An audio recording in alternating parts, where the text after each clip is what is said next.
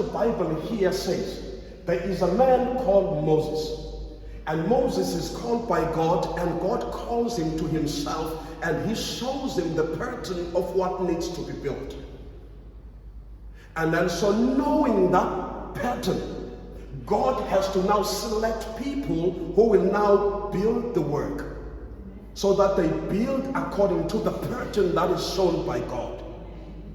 So they must be God who originates something in your life, and then there might be people who might God use to help you to go where you are going. We went to school, there were teachers who taught us. Today, it's important for us to go back to those teachers and thank them, because I wouldn't be the person that I am today if it wasn't them who came along and shaped me and molded me and made me to become a better person. Because you're told but ube khona uthisha onenhliziyo yokuthi angakwazi ukuthi abekezelele ingane ehluphayo esikoleni, abe nendlela yokukhuluma nale ngane mhlawumbe abazali abangasakwazi ngisho ukukhuluma nayo, because God has placed that person with the heart of God and filled him with the skill, with the competency, and filled him with wisdom and knowledge and insight of how to deal with people. Because to be a teacher, it's one thing to be a teacher because you just wanted to have money. But it is all good if you are a teacher by calling.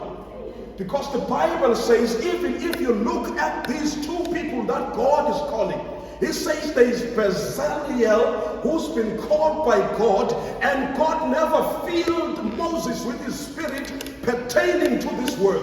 He filled Bezalel to have a skill, to have a wisdom, to have a knowledge, to have an insight of how to build these things. I might just tell you that Moses doesn't know how to hammer a gold. I can just tell you that Moses doesn't know of how basically now even the embroidery, it doesn't know that. But Moses has a pattern of what needs to be done. If the work has been done, it will pass through Moses. Moses will give an approval and say, yes, it is the work that is supposed to be built. That's how God has shown me the pattern. So he took a different role as a leader, but God still chooses people around you to do the work in specific roles that are not the same as my role.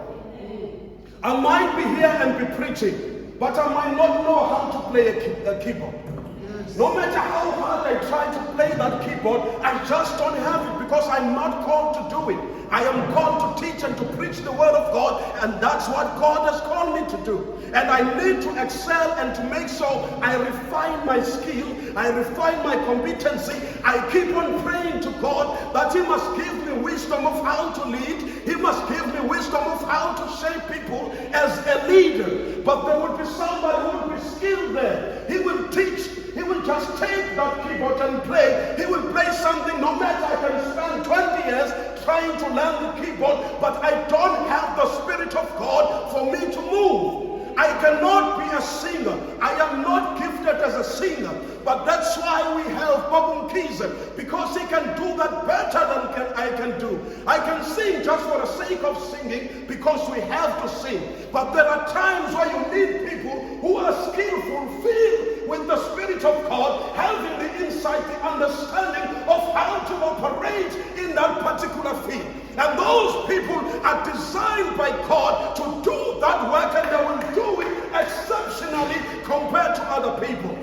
No matter how I copy him and try to sound like him, because he's exceptional in it, but I don't sound like him, because I am called to do something different in this life. Similarly, as you are sitting here, we are starting the tabernacle. It has to be built. Take it and look at your life. Any life that you're going to live, you've got to understand that at some point you need to have a vision of where you are going.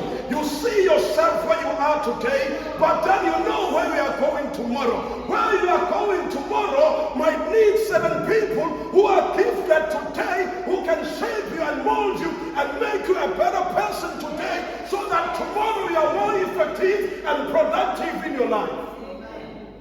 So in our walk with God, we've got to respect each other. That's why the Bible says respect and honor has to be given to all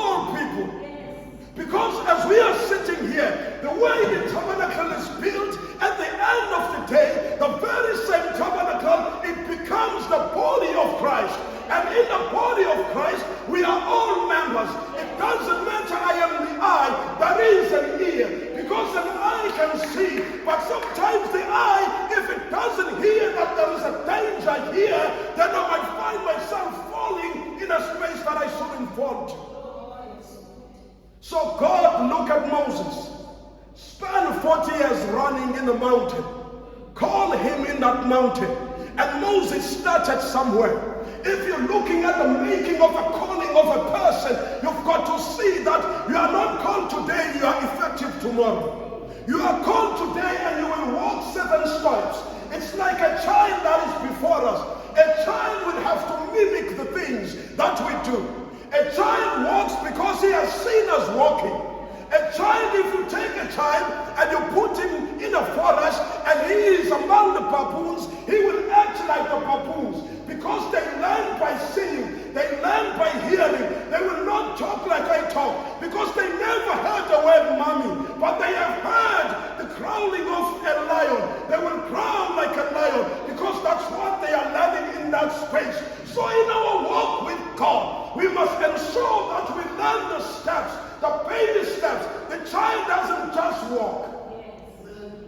If today uthathingane ivelizana ihambe sonke singabaleka, because sosibuza ukuthi kanjani, because a child has to move from this step, crawl, finish crawling, start walking, and keep growing, because there are steps in our lives.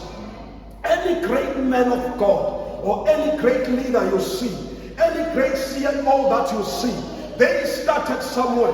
They were not CIOs. They started somewhere down, and God built them by their graces and revealed to themselves. I always tell people, if you're going to be effective in this life, you've got to understand one thing. You've got to ask the Creator, because the Creator knows the purpose of who you are and the purpose He has given you to express in this earth. The Bible says even the created thing, even the earth, is waiting for the revelation for the sons of God to be manifested. I know that when you look at the scriptures, it says God subjected the created things into futility so that they can be part of the redemption of the sons of God and maturing in Christ and becoming better and better until we look like Him.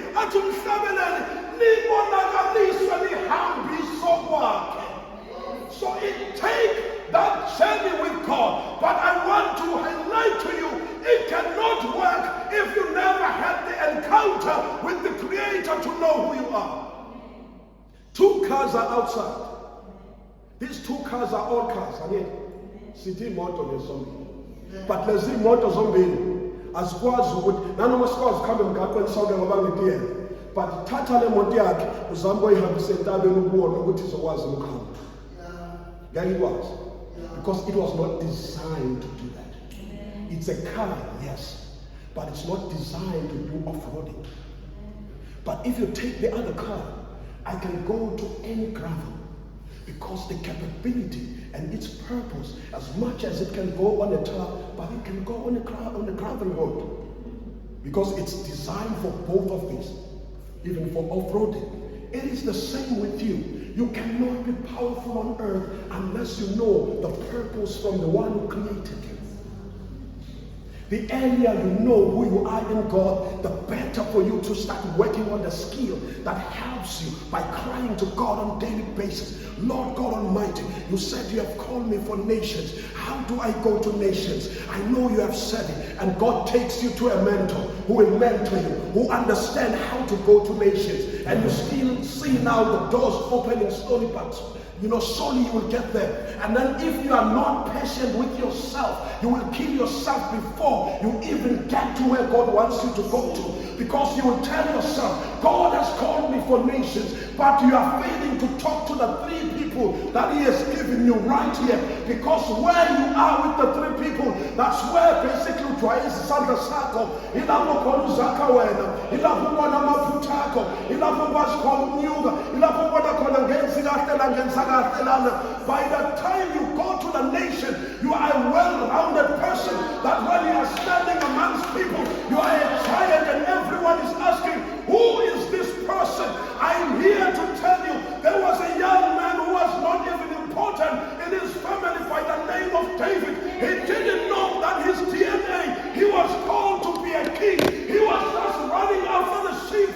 He was running after the gold. He was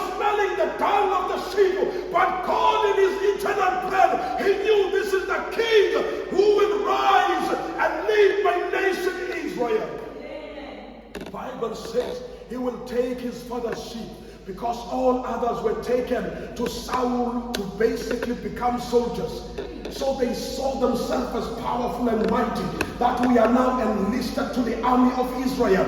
We carry the shield, we carry the spear. But here this young man called David, he wakes up in the morning, he hears the sheep crying. That's the music that helps him. That's only the gloating of sheep and gloating of these animals that makes him to feel like he's important. He will take this thing every day, and he started to learn that if I have to take the sheep and to keep them fed, I have to look for pastures, I have to look where there are waters. He started to understand the schedule of the sheep, that at 1 o'clock I need to take them to the river so that they can drink. He started to understand that around 3 o'clock I don't have to take them to the pasture, they must just rest because they are about to be prepared. So I say this thing also within wasn't my pastures and waste the pastures. I've got to let them rest so that when the sun goes down and I'm taking them back to home, at least they won't be full. They'll be able to walk to the crop. He learned all those baby steps behind the mountain. This David, one day he realized that there were lions that were coming after him and taking the sheep of his father. He had to devise a plan. He had to cry to the God who created him. How do I deal with the hyenas? How do I deal with the jackals? How do I deal with the bear? How will I deal with the lion? He started to learn, if then a lion come in this manner, I have to do ABC so that the lion will not snatch the little lambs that I am taking care of. Those were the basic steps that David had to learn. David didn't have to carry a spear. David didn't have to carry a shield. David had to learn how to shepherd the livestock, because it was a type and shadow that one day he will lead the Israelites and lead the people of God. While Saul thought he's the greatest king and being disobedient to God, God was raising a young man behind the scene. He was not learning from the army. He was not a soldier, but he was a shepherd of his father's sheep. Those were basic steps for him to learn. He knew how to kill a bear. He knew how to kill a lion. He said, one day I saw a lion coming, and instead of basically running away, I ran straight to that lion, and I had to hold it by its tongue and ensure that it's dead. He knew how to protect his sheep. He knew how to protect the livestock, and he learned and he had a skill. This is the sweet psalmist of Israel. While he was there in the desert looking for the pastures, he was hearing the dove cooing. He was hearing the birds singing. He started to mimic these birds and started to sing like they sing. This is the sweet psalmist of Israel. He started to play his harp. He started to try everything that will help him to be a great shepherd of Israel. He didn't know. He heard the cooing of the dove and listening at the unique pitches it's making in the morning. He listened at the end of the day and looked at another bird and heard that it had a different tune altogether and singing quite different. He started to understand that everything that has birth must praise the Lord, and started writing psalms while he was there behind the scene. I am saying today to you, you must understand one thing. It has to start with God so that you end well. It must be the Spirit of God that must come upon your life to shape you, to mold you, to lead you, to guide you, to tell you you are doing right here, to tell you you are not doing right here, to tell you you didn't speak right to your mother, to tell you that you spoke right this day, because the Holy Spirit is there. He will lead you unto all truth. He will take all the wrinkles and spots out of your life and cause you to be a refined gold that is useful and valued among the golds. You can go dig the gold today, and that gold, as much as it has value, but its value cannot be compared to the gold that sits in the UK they stole here in Africa, because it's been refined. It is more valued. This particular gold has gone through a fire. And that fire, I'm here to tell you that it took all the dross that sits in that gold and it remained a pure gold. And then today you can wear a ring that is glittering and looking beautiful. But that gold had to pass through certain temperatures in the fire. It is like you, my brothers and sisters, that if you walk with God, He